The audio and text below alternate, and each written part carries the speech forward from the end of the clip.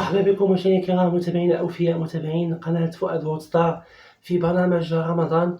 معنا اليوم واحد الفنان اللي فنان نقدر نقول عليه فنان مبتدئ، يعني متواضع. معنا اليوم استقبلوا معايا الفنان فؤاد القشيري اللي هو فنان مبتدئ، واليوم غادي نحاولوا نسولوا أسئلة اللي هي فنية وعلى المسار ديالو، كيفاش بداه وشنو ناوي يدير من قدام وفين كيشوف راسو هذه واحد 5 سنين، وشي اسئله تتعلق بالفن السابع. شكرا بزاف على الاستضافه خويا العزيز، ترحب بك الجميع. مرحبا بك والف مرحبا. ما كاينش مشكل. المهم سي فؤاد، بحكم يعني التاريخ ديالك الكبير تبارك الله، يعني بديتي فتره، يعني بديتي وانت صغير في السوشيال ميديا ودرتي بزاف الاعمال اللي منها اغاني كوفر هنديه وسونغ وكليبات وفيديوهات كليبات. غادي نسولك واحد الاسئله وخاصك تجاوبني بواحد يعني بواحد الطريقه اللي عفويه. في نظرك انت يعني بديتي بواحد بديتي بإدارة مشكل، يعني كوفر سونغ اغنيه هنديه. يعني يعني بالنسبه لك انت الفن الحالي كيفاش كتشوفه؟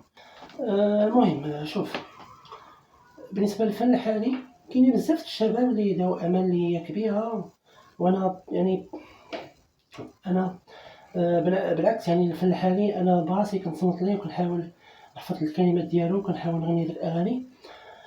كاين اللي كيدير الفن وكاين اللي كيدير الى بغينا نقولوا زعما، يعني تقدر تحيد تقدر تزيد العين في اول كلمه. السؤال اخو عفاك. جميل بزاف هاد الجواب اللي عطيتي دابا. والمهم هذه حصريه اول مره فؤاد القشيري، يعني انت فايت ليك يعني تصنتي بزاف الاغاني الشبابيه اللي حاولتي على انك تحفظ الكلمات ديالها وتغنيها. يعني هذا واحد الحاجه اللي يعني متواضعه من فنان مبتدئ بحالك، وتبارك الله عليك. ولكن ما كتشوفش باللي الجواب اللي عطيتي دابا يعني كيعكس فؤاد القشيري على الموقف ديالو تجاه الفن الشبابي؟ لا هادشي اللي قلت كنظن سولتيني جاوبتك. كنظن بلي الجواب ديالي واقع الحياة، الواقع اللي كاين بزاف الاغاني اللي لا علاقه، وكاين الاغاني اللي في الطوب اللي زوينه واعره. السؤال اخويا كان ممكن ولا غادي نمشي بحال هكا؟ واسمح لي هاد ردة فعل، حيت بحال بغيتي تدخل لي العظام. لا ما كاين العظام لا والو سي فؤاد، حنا سولناك وانت جاوبتي. يمكن الجواب ديالك مقتنع به، وكنشوفو انا من واحد الناحيه اللي هو صحيح بزاف.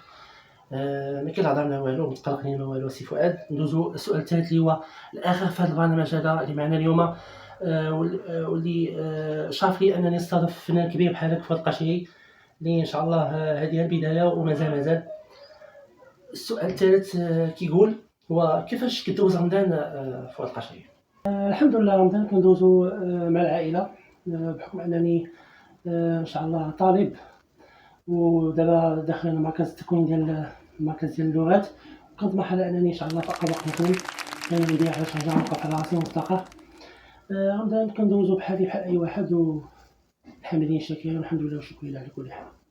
شكرا لك بزاف فؤاد القشيري، حيت كنتي ضيف اليوم في الحلقه ديالنا الاولى في برنامج معنا اليوم.